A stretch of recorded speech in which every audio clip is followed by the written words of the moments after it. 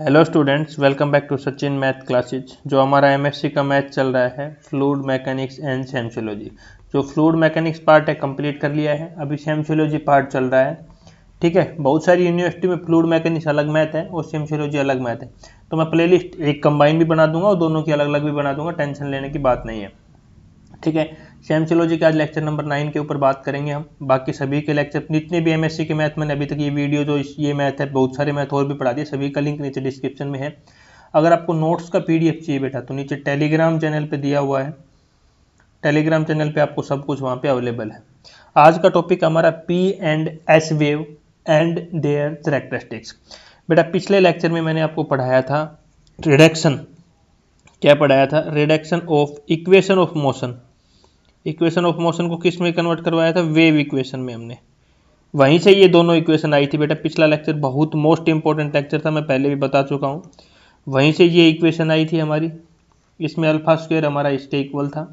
दूसरी इक्वेशन ये आई थी हमारी, इसमें बीटा स्क्वायर इसके इक्वल था, म्यू अपॉन रो के। अल्फा क्या है बेटा? हमेशा ग्रेटर रहेगी बीटा से, क्योंकि wave which travel speed alpha travel faster than beta. Alpha हमारी ज़्यादा फास्टर ट्रेवल करेगी कंपेरिजन टू बीटा। ये दोनों इक्वेशन आई थी, यही इक्वेशन आज हमें प्रूव करनी है। अब एग्जाम में आ जाए तो कैसे करोगे, क्योंकि पिछले वाला डेरिवेशन अप्रोक्सीमेट 12-13 पेजों का मैंने समझाया था आपको, तो वो डेरिवेशन अलग था। वो कब करना? जब इक्वेशन ऑफ मोशन को वेव इक्वेशन में कन्वर्ट करना है तब करना है। अगर हमें डायरेक्ट पूछे drive P and S wave and there characteristic, तो उसके टाइम में हमने ये दो इक्वेशनें प्रूव करनी है। कैसे करनी है वो हम आज सीखेंगे। तो सबसे पहले मैंने आपको पढ़ाई थी इक्वेशन ऑफ मोशन बेटा। इक्वेशन ऑफ मोशन ये मैं पढ़ा चुका हूँ ऑलरेडी आपको। ये क्या होती है? इक्वेशन ऑफ मोशन होती है हमारी ये, इसको मैंने इक्वेशन नंबर 1 नाम दे दिया है।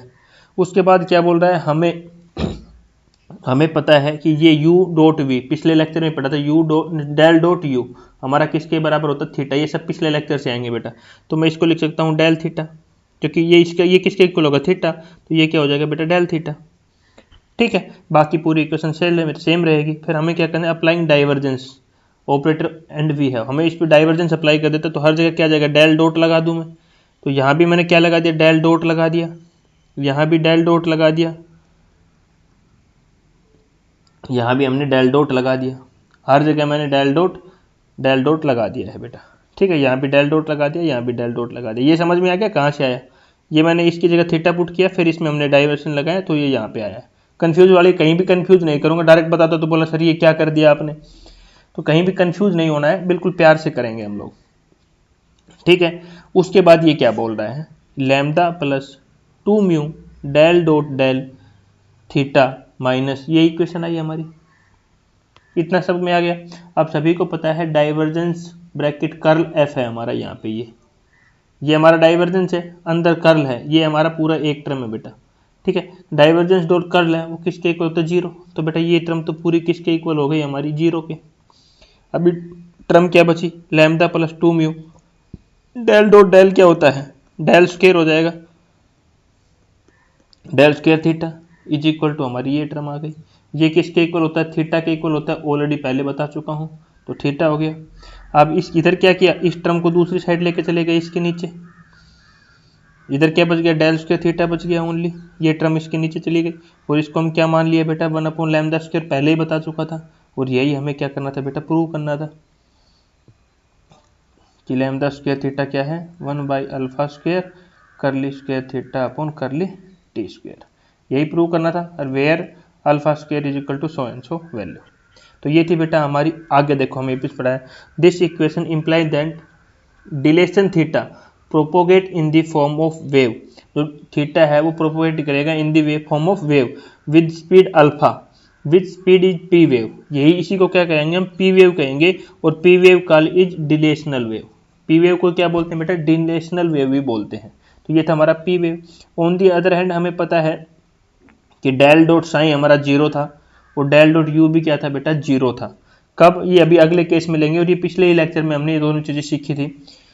अभी क्या है बेटा? हमें डाइवर्जेंस किया था, अभी क्या कर देना? कर्ल अप्लाई कर देना उस इक्वेशन पे। तो जहाँ जहाँ ये कर्ल अप्लाई कर दिया, यहाँ पे कर्ल अप्लाई कर दिया, और यहाँ पे भी हमने कर्ल अप्लाई कर दिया है। अब इस इक्वेशन को आगे कैसे लिखा है ये देखो, कर्ल क्रॉस कर्ल क्या होता है बेटा, जीरो होता है, सभी को पता है हमारा। तो कर्ल क्रॉस कर्ल ये क्या हो जाएगा, जीरो हो गया, ये हमने इसके अंदर वैल्यू जीरो पुट कर दी। अभी हमारी ये वैल्यू बच गई इज इक्वल टू ये वैल्यू, हमने लेट कर लिया कि डेल क्रॉस यू हमारा क्या होता है, कापा मान लो, साई मान लो, जो भी मानना आप मान सकते हो। सिमिलरली यहाँ पे कर दिया, इसको भी पुट कर दिया, ठीक है। तो ये टर्म हमारी यहाँ पे बच गई है। अभी आपको ध्यानपूर्वक देखना है, यहाँ पे हम जानते हैं del square kappa is equal to del, ये प्रॉपर्टी होती है वेक्टर की हमारी, ठीक है। ये किसको नहीं पता मेरे को ये बताओ अभी तक, ये प्रॉपर्टी सभी को पता है। यहाँ पे इसकी वैल्यू, इस कापा की वैल्यू पुट कर दिया, del dot u, del cross u, ये हो गया बेटा।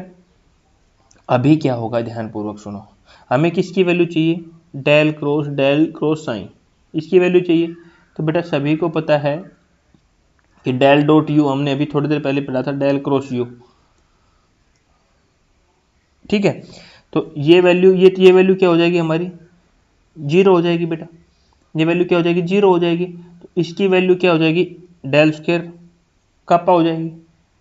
तो यहाँ पे ये ओनली इसकी वैल्यू होगी ना, डेल स्क्वायर कापा, तो ये क्या हो जाएगा, इसके ये u मल्टीप्लाई क्या हो जाएगा, डेल स्क्वायर, ये बेटा जीरो हो जाएगी, क्यों, क्योंकि बाई वेक्टर प्रॉपर्टी ये जीरो हो जाएगी। तो ये इसके इक्वल आ गया हमारा, ये इसके इक्वल आया, तो ये हो गया हमारा। इधर से बाकी टर्म को इस साइड ले जाओ, इसको हमने क्या कर लिया, बीटा लेट कर लिया, इसी को हम बोलते हैं वेव इक्वेशन। और rotation vectors kappa propagate as a wave of speed beta with speed S wave is called rotational wave. S wave को हम बेटा क्या बोलते हैं, रोटेशनल वेव भी हम यहाँ पे बोलते हैं, ठीक है। एक बार थोड़ा रिवाइज करते हैं टॉपिक को दोबारा से, फिर आगे बढ़ेंगे। पी और एस वेव के क्या इक्वेशन होती है, दोनों मैंने यहाँ पे लिख दी है।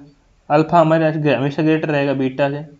उसके बाद सुनो, इक्वेशन ऑफ मोशन ली मैंने, equation of motion first equation ले लिया, उसके बाद उस पर डाइवर्जेंस लगा दिया बेटा। और थीटा हमारा पता है किसके इक्वल होता है, ये हमारा थीटा की वैल्यू क्या होती है, del dot u is equal to theta होता है, पुट कर दिया बेटा। उसके बाद हमारा हमें पता है कि डाइवर्जेंस को ब्रैकेट कर्ल एफ क्या होता है, जीरो होता है, तो मैंने अप्लाई कर दी कंडीशन, और यहाँ से हमारी पी वेव आ गई। फिर हमने यहाँ पे कर्ल अप्लाई किया बेटा, कर्ल अप्लाई किया तो ये इक्वेशन आई, ठीक है। फिर कर्ल आई तो हमें पता है कर्ल कोस कर्ल क्या होता है, जीरो होता है, तो ये टर्म क्या हो गई, जीरो हो गई। फिर हमारी ये टर्म बच गई इसके इक्वल, ठीक है। अभी इसने वेक्टर प्रॉपर्टी लगा दी कि वेक्टर प्रॉपर्टी ये होती है हमारी, ठीक है। जब वेक्टर प्रॉपर्टी हमारी ये होती है, उसके बाद इसने क्या कर दिया कि हमें पता बाई वेक्टर प्रॉपर्टी ये वैल्यू किसके इक्वल होगी, जीरो के इक्वल होगी। तो माइनस ये वैल्यू किसके इक्वल हो गई, डेल स्क्वायर यू के इक्वल हो गई हमारी। तो हमने यहाँ पे माइनस का माइनस माइनस क्या हो जाएगा बेटा, प्लस हो जाएगा, ये माइनस माइनस प्लस भी हो गया, और ये वैल्यू इसके इक्वल आ गई। और ये हमारी होती है रोटेशनल वेव, या हम बोल सकते हैं एस वेव। तो बेटा यही एस वेव और पी वेव का आज का फंक्शन, आज का टॉपिक था हमारा, ठीक है। ये था हमारा आज का लेक्चर। तो वीडियो अच्छी लगी तो वीडियो को लाइक करना, शेयर करना और चैनल को सब्सक्राइब करना। Thank you.